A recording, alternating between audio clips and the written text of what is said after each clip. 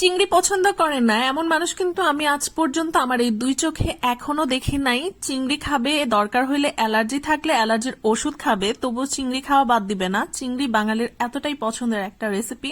এইভাবে ঝালঝাল করে যদি চিংড়ি ভুনা করা হয় তাহলে তো চিংড়ি দিয়ে এই অনায়াসে 1 প্লেট 2 প্লেট ভাত যে কেউ খেয়ে ফেলতে পারবে। আমার হাতে চিংড়ি ভুনাটা কিন্তু অনেক বেশি স্পেশাল হয়। ঝালঝাল করে আজকে চিংড়ি ভুনা করব, এজন্য কিন্তু বেশি করে আমি তেল দিয়ে নিয়েছি। তেলটা কিন্তু চিংড়ি মাছে একটু বেশি দরকার হয়। তারপরে দিয়ে দিয়েছি সুন্দর ফ্লেভারের জন্য তেজপাতা ও এলাচ, দিয়ে দিয়েছি পেঁয়াজ কুচি। পেঁয়াজ কুচিটা আমি একটু মিডিয়াম করে দিয়েছি, অতিরিক্ত পেঁয়াজ দিলে আমার কাছে আবার চিংড়ি ভুনার সাথে ভালো লাগে না। আমি চিংড়ির সমান সমানই মোটামুটি পেঁয়াজটা দিয়ে নিয়েছি। এখানে আজকে আমি ব্যবহার করেছি নদীর চিংড়িটা। নদীর চিংড়িটা ছোট হলেও কিন্তু এটার টেস্ট এবং স্মেল অনেক বেশি ভালো হয়, খেতে কিন্তু দুর্দান্ত হয়, অসাধারণ। ও পেঁয়াজটা খুব সুন্দরভাবে ভেজে নিচ্ছি। এখানে কিন্তু প্রথমে আমি লবণটা ব্যবহার করে নিয়েছি। লবণটা প্রথমেই কিন্তু ব্যবহার করে নিলে চিংড়ির মধ্যে লবণের অ্যাডজাস্টমেন্টটা খুব পারফেক্ট ভাবে হয়ে যায়।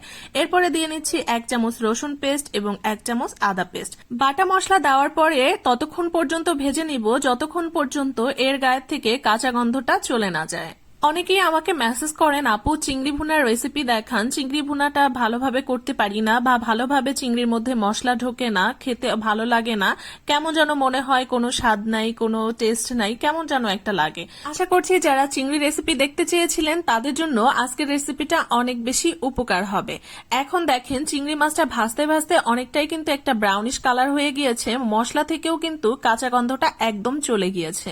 দিয়ে দিচ্ছি 2 কাপ পানি। এরপরে আমি আর কোনো পানি ইউজ করব না। এই পানির মধ্যেই চিংড়ি মশলা সবকিছু প্রপারলি সেদ্ধ ও কুক হবে।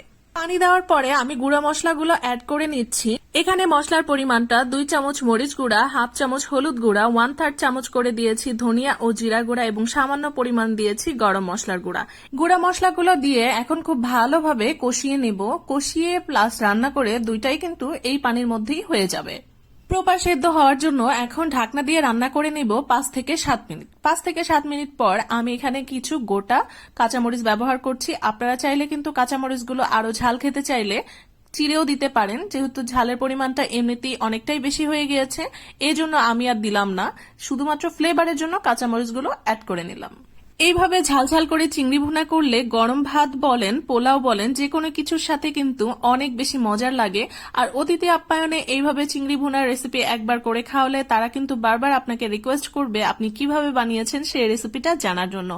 আশা করছি আজকের রেসিপিটা আপনাদের কাছে অনেক বেশি ভালো লেগেছে। আর এইভাবে চিংড়ি ভুনা তো আমার পরিবারের সবারই অনেক পছন্দের। তো আপনাদের কাছে কেমন লাগলো অবশ্যই কিন্তু জানাবেন। আজকের মতো বিদায় নিচ্ছি, আবার দেখা হবে। আল্লাহ হাফেজ।